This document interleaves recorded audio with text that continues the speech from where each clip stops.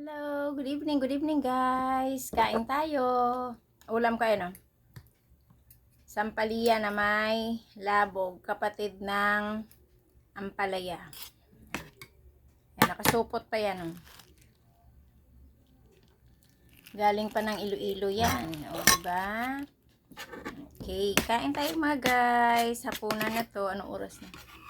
7:40.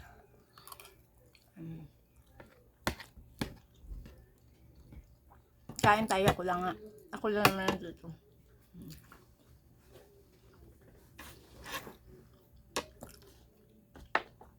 Tapos nakinapunan, kakain ako nito.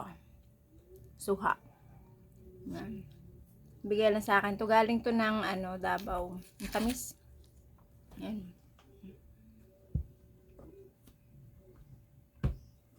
Ayun, may hinog na yung mangga ko. Tingnan mo, may hinog na siya.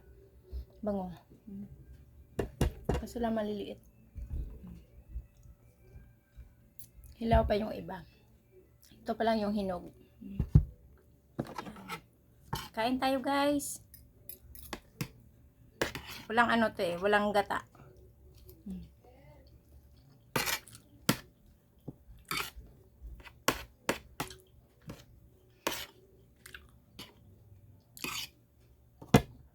Mga anak ko hindi man kumakain nito. Ako lang.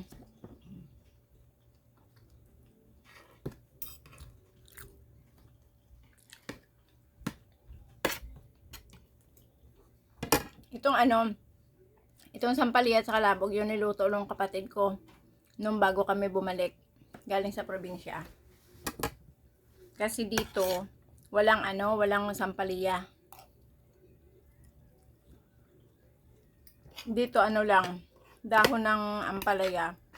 Pero hindi pa ako nag-try magluto nung ganung dahon ampalaya kasi baka mapait. Saka walang labog dito nabibili sa palengke. Pero lang kung magtanim ka, ganun, magkakaroon ka ng labog. Pero pag yung wala ka namang mabilhan dito ng ganyang labog.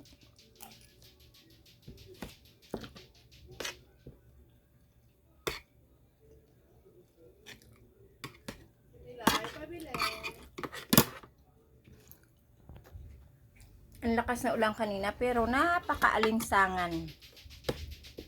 Kaingay ng mga bata na to kahit gabi na, hala, lato-lato.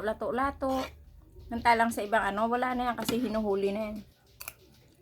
Kasi maraming nagdisgrasya na nag-aaway sila dyan sa lato-lato na pinapalo. Kaya pinagbabawal na yan. Saka yung chemical content ng kulay, napakatindi niyan. Pero ibang mabata, ang kulit pa rin. Tigas pa rin ang ulo, ayaw makinig.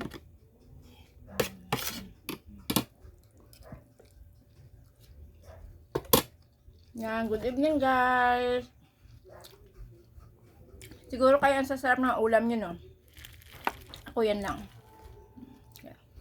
Bye, God bless. Ingat po tayong lahat kasi mayroong birthday sa baba. Baka sobrang lumakas na may tugtog nila. Bye! Ingat po tayong lahat. Love you all. Maraming salamat sa panonood, sa pag-follow sa aking mga video. God bless. Love you all.